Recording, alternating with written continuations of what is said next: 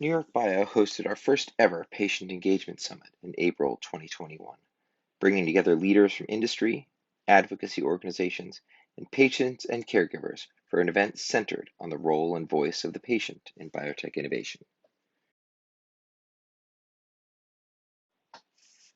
We'd like to thank our sponsors, including our presenting sponsor, Pfizer, our panel sponsors, Semaphore, Circuit Clinical, Ovid Therapeutics, and Bristol Myers Squibb, as well as Alexion, Horizon, Lexeo Therapeutics, and UCB.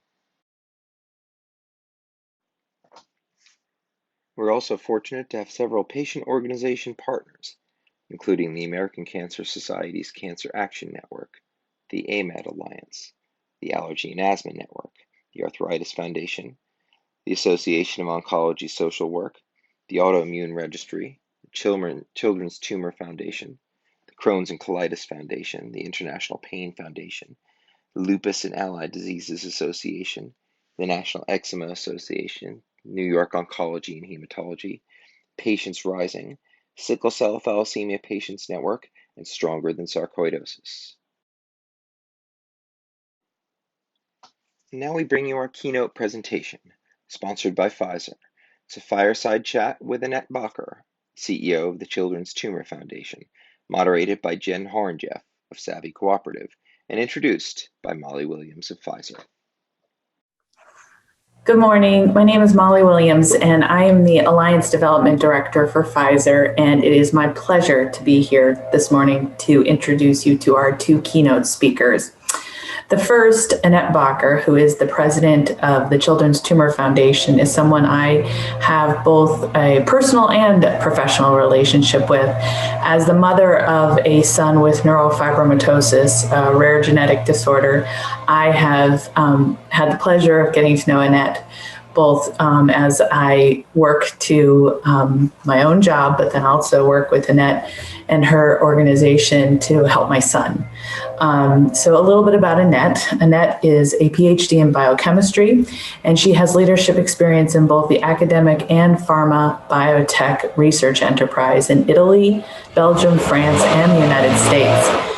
Intrigued by the observation that the path from great basic discoveries to equally great clinical benefit is bumpy and often inefficient, she joined the Children's Tumor Foundation in order to smooth this path for neurofibromatosis, a rare genetic disorder, as I said.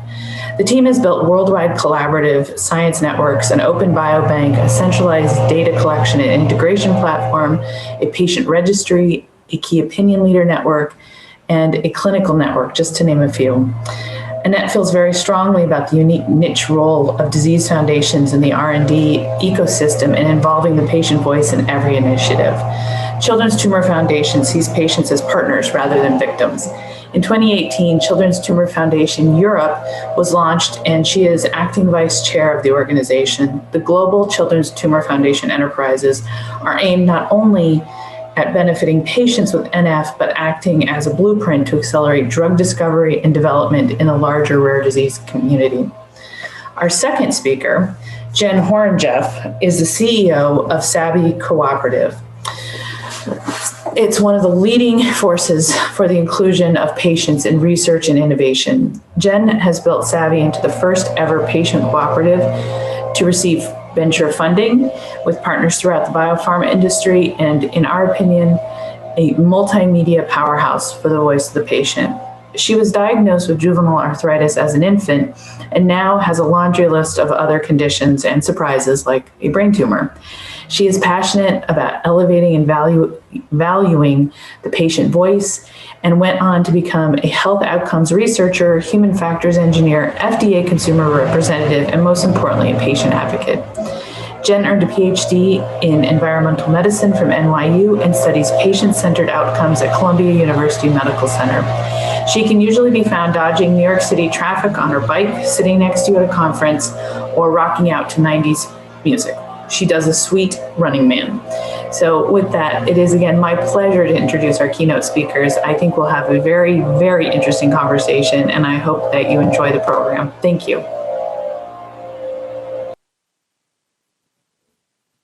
Good morning. Thank you so much for joining us. I am thrilled to be here. I'm Jen Horonjeff, the founder and CEO of Savvy Cooperative, and I couldn't be happier to be chatting today with Annette Bakker, the president of the Children's Tumor Foundation, to be talking about things that we are both extremely passionate about, and that's patient engagement and making sure that patients have a voice and a seat at the table in clinical innovation all the way up through commercialization. And I'm excited to help sort of highlight some of the ways that the Children's Tumor Foundation has been leading the way in a lot of this collaboration with researchers in the industry. So good morning, Annette. It's wonderful to have you. Good morning, Jen. First of all, thank you so much for inviting me. Thank you so much also to NewYorkBIO that I'm a very proud board member of. And what I'm really excited about is that NewYorkBIO has really recognized the importance of having patient organizations and research foundations at the table, because I hope it will be clear today that we are a unique part of the R&D ecosystem. And thanks to Jennifer Bland to have invited me on the board. Terrific. Yeah. I mean, as a patient myself and somebody working in the industry, prior to starting Savvy Cooperative, just seeing that disconnect and trying to bridge the gaps, knowing that we're actually stronger when we can innovate together and we can do it faster and make better products and services and improve outcomes for patients. So I really want to focus in on the work that you're doing and would love just to tell our audience a little bit of background quickly about the Children's Tumor Foundation and why does it start and who is it serving? So Children's Tumor Foundation, or CTF for short, was started in 1978. And in fact, it was started by a patient and a doctor, and exactly driven by the need that the patients had no voice, that they had nowhere to go. The organization was started and is still entirely focused on a rare genetic disorder called neurofibromatosis, or NF in short. Just quickly, NF is a rare genetic disorder. It's a family of 3 disorders, NF1, NF2, and schwannomatosis. And the interesting thing about NF is that the mechanisms that are deregulated, or let's say messed up in NF, are also messed up in cancer. So a lot of the things that we're doing are actually relevant for cancer, and a lot of the things that the cancer field is doing is relevant to NF. So the problems in the patients are very multidisciplinary, like with most rare diseases. All 3 conditions have in common that patients, they have tumors, they grow on their nerves. But then typically for NF1 is that patients also have learning disabilities and bone issues and other general issues that are less prevalent. But at the end of the day, it's one of those typical complex disorders that need multidisciplinary care and standardized care. And you mentioned that there are sort of these different types of patients that you're serving and families. You know, anytime we talk about thinking about any illness in children, we have to think about the broader family. And so thinking about that, how do you balance that? As I know a lot of organizations think through how can they do research and how can they support people in more of a heterogeneous population, be it the different types of tumors and also the patients and children versus their caregivers? Yeah, so I think it's indeed a very interesting question, because the big challenge with NF is that it's completely unpredictable. People, especially for NF1, people are born with NF1. Babies are diagnosed very young, up to a few weeks after they're born, with what they call café au lait spots, which are completely asymptomatic.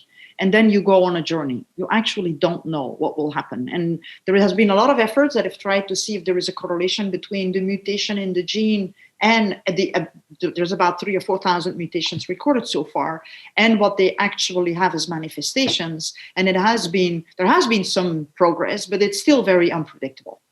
So that is the problem with NF, is that you're serving people with very different manifestations, from learning disabilities to cancer, right? So it's a huge spectrum. On the other side, I think one of the strengths of a patient organization is that we've really developed the Children's Tumor Foundation as a community. And then it doesn't matter anymore. Then we want to be a safe haven for patients, because if you Google the condition, you freak out, because always Google is very great at showing the worst manifestations mostly. So we want to be a safe haven when it comes to information. We want to be a community when it comes to parents that are looking for parents that also have children with NF. And then we want to also empower our kids. So we want to show the kids that there are other kids that have NF. And so we organize every year an NF camp where these kids come together and where having NF is a default. So they create these friendships for life. Then for the young adolescents, we have created something that is called the NF leadership, which means that the older kids, they kind of mentor the younger kids. So they're there as the big brother or the big sister. And it's super touching, in fact, because they, when a kid has to go to surgery, one of the leadership guys will call the little kid and say like, hey, buddy, I'm thinking of you tomorrow. I mean, those kind of, I think one of the big things of a patient organization compared to a more corporate setting is that there is a big heart component and there is the people component. And I am very much fond of the people component because I think that is what really will make people work hard because you actually know why you're doing it. And then for the other younger people, we have a junior board. So there is a really teaching people how to become board members, and then they're kind of helped to become later potentially board members of the foundation. So there is really a whole spectrum. I think there is a little bit for everything, something, for everybody, something, without being saying like, okay, this is where you need to be, right? We give the complete power to the patients.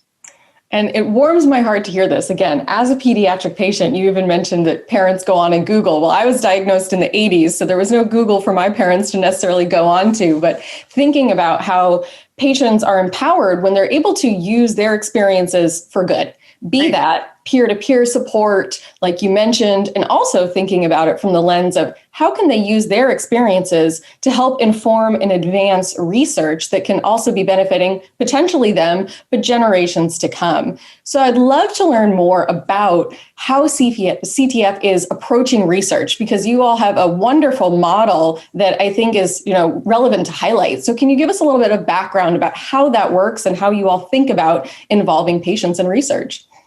Yeah, the way we've looked at this is, in fact, the thing that brought me to CTF is that my observation that sometimes the academic enterprise and the corporate enterprise are very disconnected.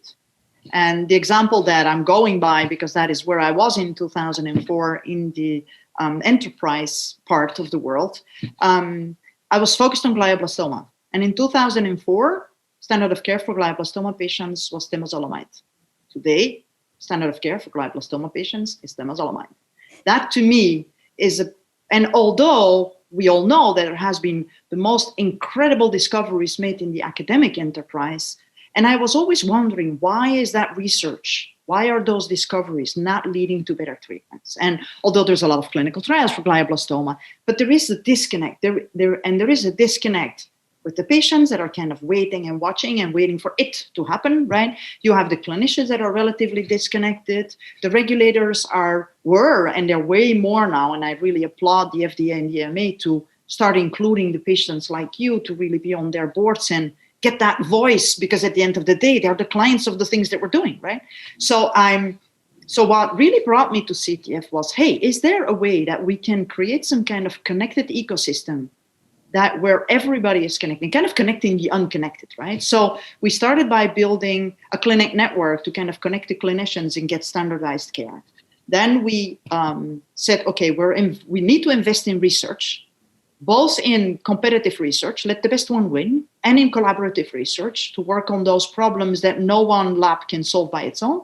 And then we need to build some kind of pipeline to make sure that these discoveries actually make it to better treatments. So we have built an R&D enabling platform, if you want, with a registry to facilitate patient recruitment, with a data portal to make sure that everybody can look at the data and try to understand how it works. And I can go on and on, but the whole idea is to really, I always say, to really flirt the pharma companies into NF to say, hey, the dinner table is set, right? We have it all figured out for you. You just come.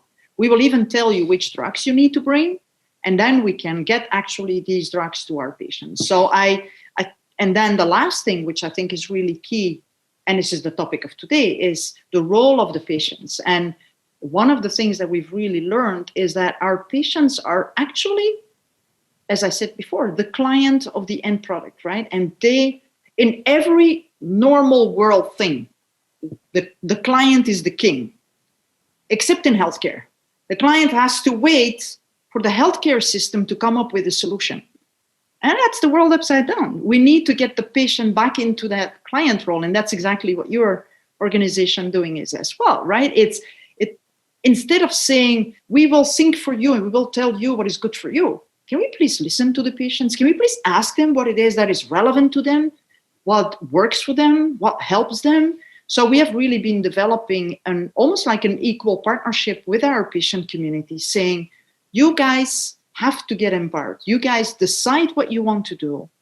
The only thing we need to make sure is that you understand the language. And as you hear from my weird accent, I'm not an American native speaker, but I think research is just like a language. And if you learn the language, you learn a little bit of these, what is a clinical trial? What is drug discovery? What is phase 1, phase 2, phase 3? Then patients can actually really participate in the research. And we've gone now to a point where our patients that are educated are actually, they're evaluating the clinics. Is the clinic doing what they're supposed to do? Do I get that annual MRI that people say that we should get, way of speaking? The other thing they're doing is they're doing grant evaluations. They are the part of the use committee for the registry. So if requests for the registry come in, there is a board of patients that say this request is a good use of our patient's time, or this is not. And they are also going now to corporations and to the FDA to explain what it means to live with an F. So it's really one big ecosystem, I think, of researchers, patients, donors, volunteers. Everybody is kind of part of that big ecosystem. And that is exciting.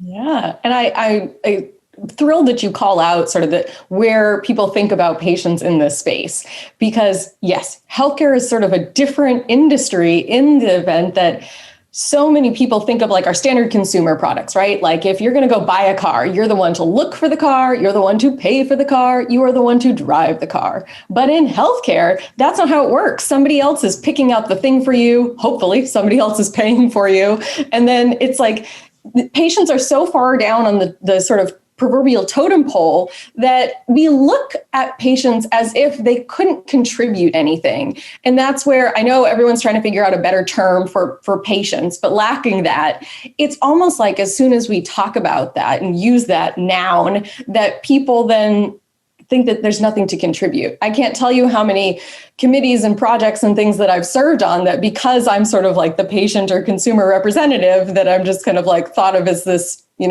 they can't contribute to the scientific conversation or whatnot.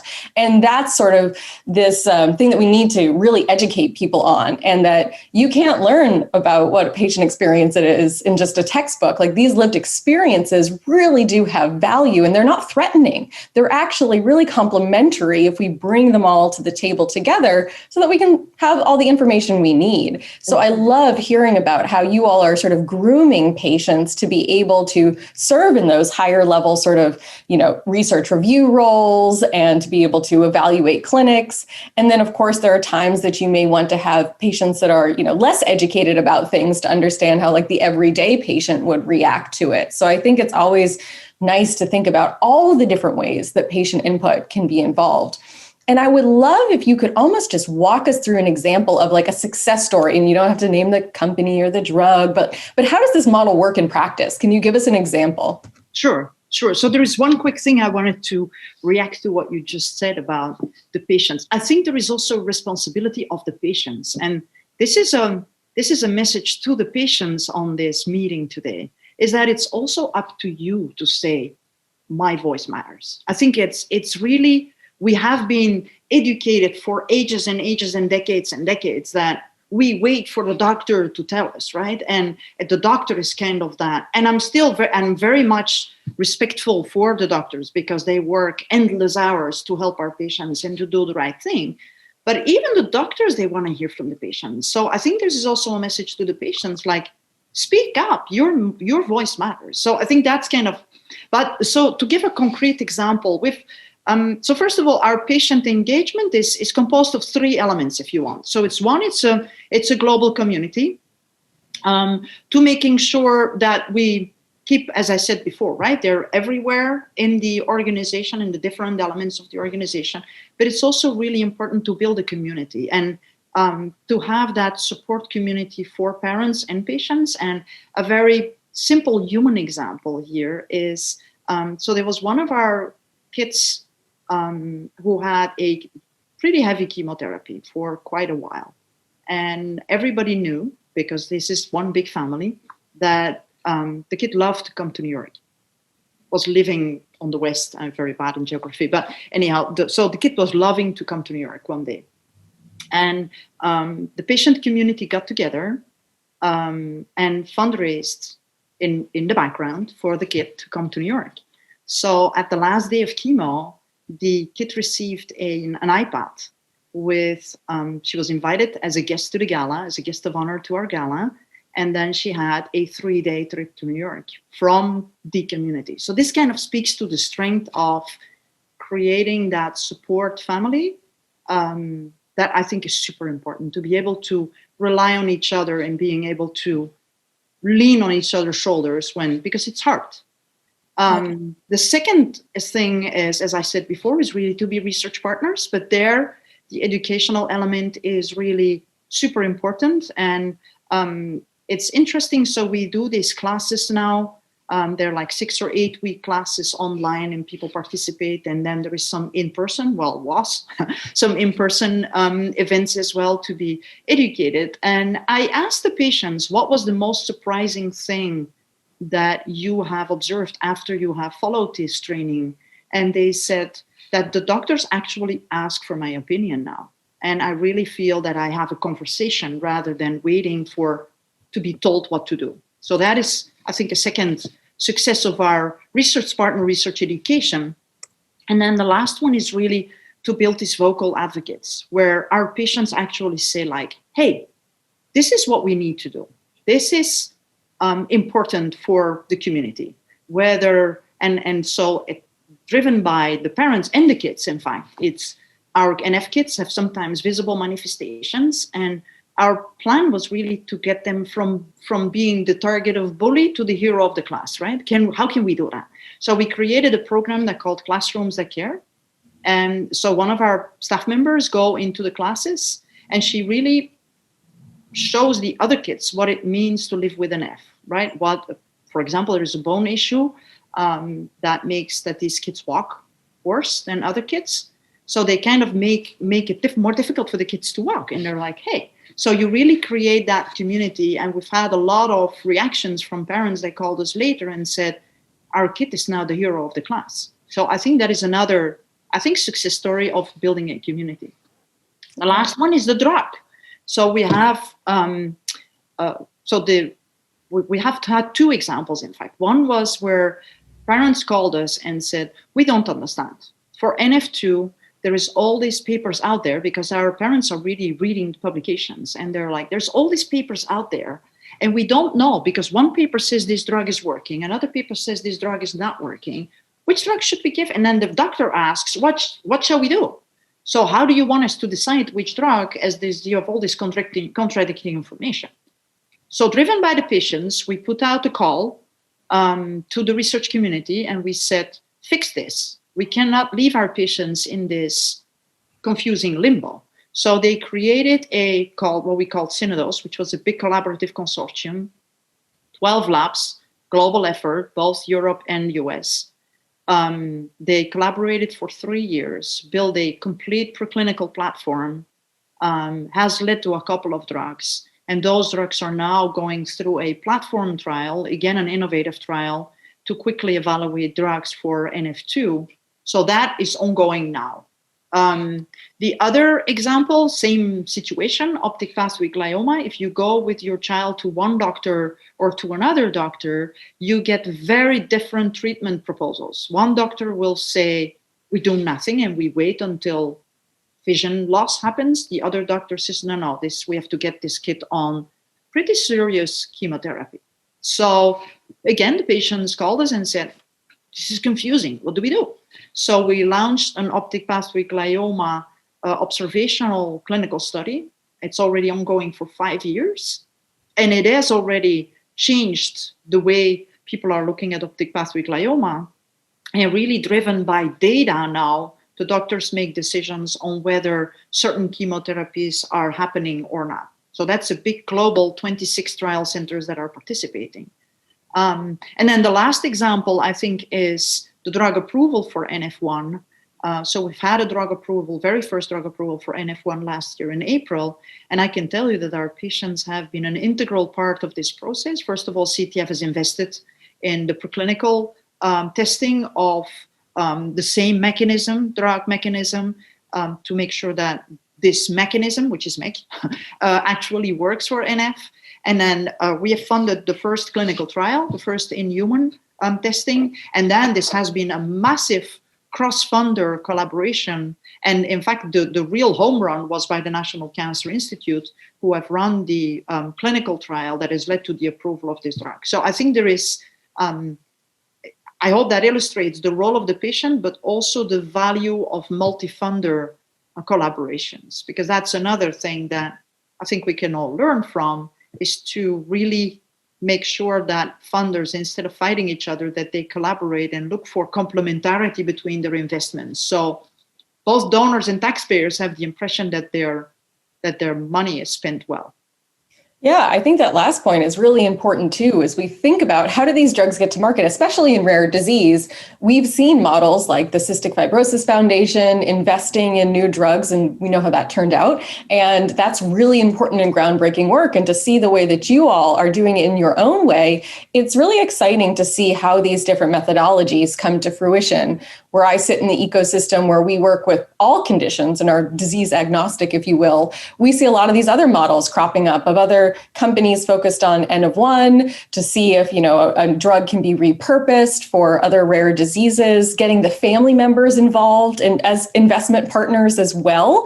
And I think, again, in rare disease, obviously there's a smaller sample to be able to tap into. And I just see there's so much sort of like mental competition. And we know that in some cases, if you need to be testing a drug, that there's a finite sample size that a trial could get, and you're trying to vie for them. But thinking about just research in general in these rare disease communities, and how you mentioned a lot of them are so tightly knit, I'm also curious how you communicate with the community about research and the results, because it's great to say, oh, new treatment's coming and you should do this. But obviously we know that not every treatment then turns into a viable therapeutic that will hit the market. So how do you balance that in the way that you talk to the community, set them up for, realistic expectations, but at the same time, help them understand how valuable their participation is? Yeah, and that is probably the hardest part. I'm a researcher myself for many years, just like you, right? And I think honesty goes the longest way.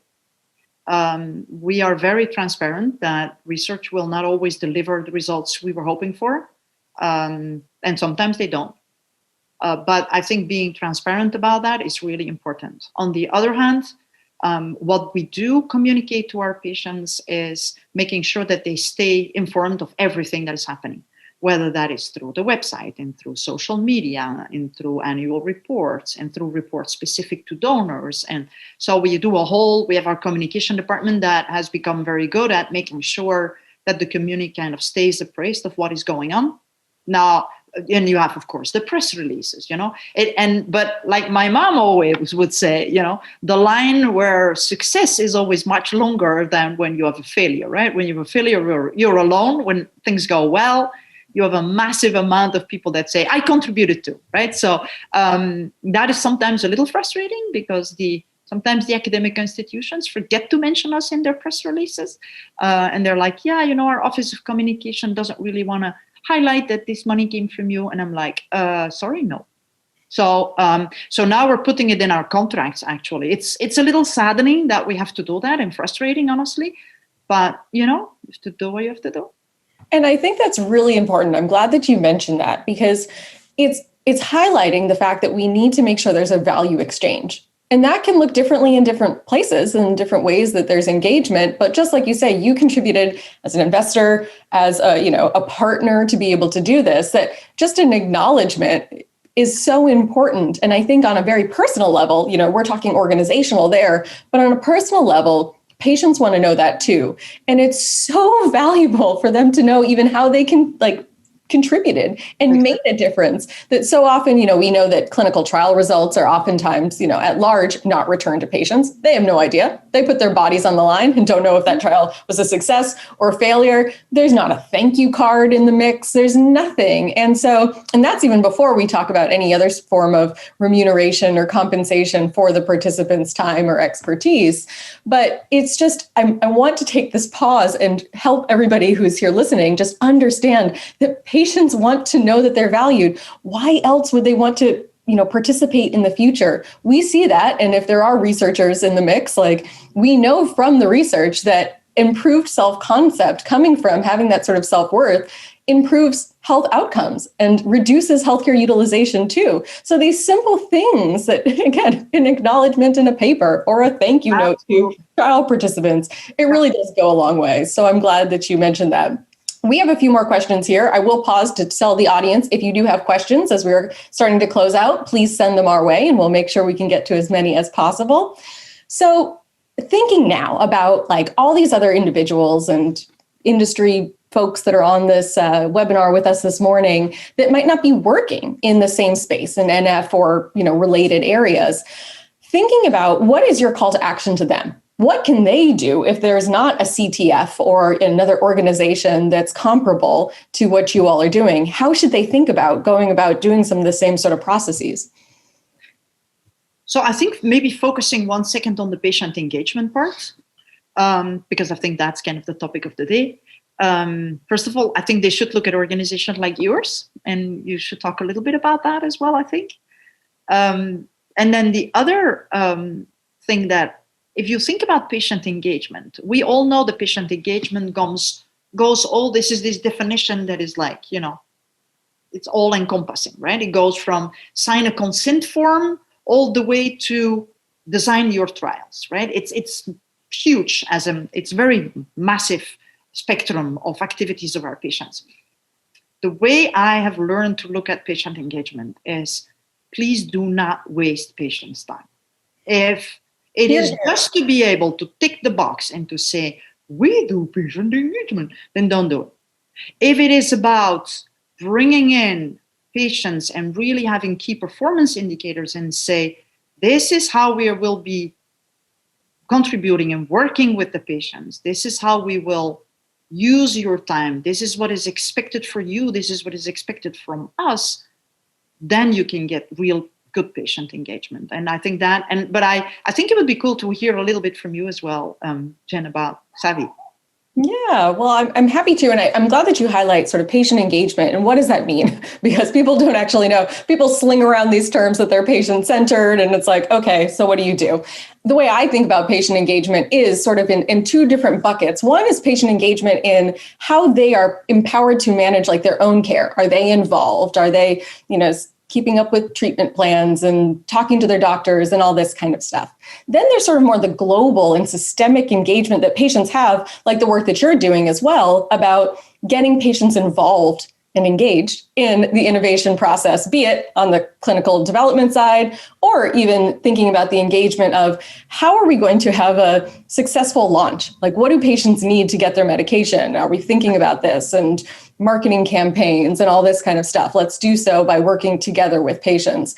And that's the side where Savvy Cooperative really sits. So we work across different conditions and help to connect companies or researchers directly with diverse patients and caregivers so they can actually talk and get their input on, like I say, it could be a clinical trial protocol. It could be helping to do user testing on a new companion app. It could be giving feedback on a marketing campaign that's in diverse communities to make sure it's not offensive and that you're actually communicating in culturally sensitive ways. So we really want to make sure that we can bring the two sides closer together, because that oftentimes is what we see is people are afraid of patients and talking to them. So let's make sure that we can all sort of break down these barriers. So I see a couple questions coming in. I know we only have a few minutes, so I want to throw some your way, Annette. here, thinking about is the medical community receptive to foundations, advocacy organizations, and patient stories relating to their care or to potential new therapies? How can we make sure that those channels are open for communication in the future? That's a tough one. I think being open to the research foundations, it has been a process, but I think the answer is yes. The research community is very open to the patient community. And just to give an example, at every big collaborative grant that we kick off, our patients are actually in the room. And the patient is the one who kicks off the new collaborative grant. And it is incredible how strong the people component is and how important it is to have a people component in the research, right? You're not anymore, as I always say, working on a fancy scientific problem. You're trying to fix Philip or Jane or McKinnon, or suddenly these people have names and you're in fact working on a human problem. And it goes two ways. So on the one hand, we have the researchers that suddenly realize like, oh, I'm actually working for somebody and not for science. And for the patients, it's amazing because you have this room full of smart people that are trying to solve your problem. So this is, I always say that it's magic if you see this. I can remember still one very strong story where we had, so one of the parents was talking about this MEK inhibitor that is now approved for NF1, and she was talking about how her son benefited from, like, he had a tumor shrinkage of over 60%, so really the biggest responder in the NF community. And so the mom was talking about that in front of all the researchers. So I walked up to her and I said, do you know that the researcher who actually discovered that MEK shrinks tumors is sitting in this room? And so I walked her up to that researcher, and I can tell you there were tears from both sides because it was really impressive to see that, yes, you have that people component, right? So I think that has really helped. I think also where foundations, I'm humble. I'm a scientist, but I'm humble. I have scientific ideas, but I think as research foundations, we're more science politicians than scientists, actually. And what it is that we have to look at is that, first of all, I'm absolutely convinced that researchers and people are good. People want to do good. There are certain systems that don't allow them to do the good they wish they could do. So I think that is where as foundations, we can make a difference and make things work that they wouldn't be able to do if we wouldn't be there. So I'm practically speaking, right? If you look at the whole publication system, how can you make researchers collaborate? It is all about whether you're the first author or the last author on a paper. If that defines your career, how can we create big collaborative consortia? So we have been working now with the publication houses and say, okay, the author of this paper is the consortium, number one. Would you accept that? And we got a few no's, but then we got a yes. Nice. The second thing is we told the researchers, if you really want to collaborate, you have to share your data out of the lab and not in an Excel table where everyone structures their data in a slightly different way. So now we have a data portal. 2014, people were yelling at us, and now it's kind of standard. So I think there are things that we can do as science politicians to change the system just to make it easier for people to do good. And that is how I see the role of foundations. And then you get respect from your research community because they're like, you're actually helping me to do what I always wanted to do. Yeah, we always have to sort of find that win-win or triple win or quadruple win or however many stakeholders are involved. Exactly. With the big winner, the patient. Yeah, I think one thing is to wrap up. I know we're at time, but I've been given permission to do one last question, one quick thought. And I know that this is going to be a loaded question, so do your best to answer it. But thinking from sort of the patient perspective and the struggles that they're living with, especially with rare diseases, that how can we promote research on diagnoses when there are people that we need to study that are not yet diagnosed, especially in the rare disease space. How do we talk about that? I know on my personal experience on the work that I do in registries and things like this, you want to get people entered in immediately because then you can study them the entire way. But there's so much happening when a patient is being diagnosed. And then you think about how do we get people involved even prior to that? What are your answers? Solve the problem in 30 seconds. Sure. It's a very tough question. I think I have to admit that I don't know immediately the answer. Well, I will then, but maybe I will direct people to Twitter where the conversation will continue. So thank you for all that submitted questions. And thank you, Annette, for your candor and transparency about the work that you're doing, the success that comes from it, and the challenges that we still have, but always through the lens of how can we empower patients to continue to drive this forward. I can already see who is coming up next, and I am thrilled to see so many fabulous, familiar faces from other patients that I know are Savvy Cooperative members. So thrilled to be able to amplify future voices. And thank you to NewYorkBIO for putting this on and to actually putting a stake in the ground to talk about patients with patients actually here. So bravo for that. And thank you, Annette, for sharing all of your expertise. Thanks, Jen. Thank you so much. It's really wonderful talking to you. Thank you for joining us for NewYorkBIO's first Patient Engagement Summit. All of the panels from the event can be found online on NewYorkBIO's YouTube channel, and we hope they will be shared and heard. We want to thank our sponsors and our partners for coming together to help build an exceptional event, and we hope to see you next year at what will be our second annual Patient Engagement Summit. Until then,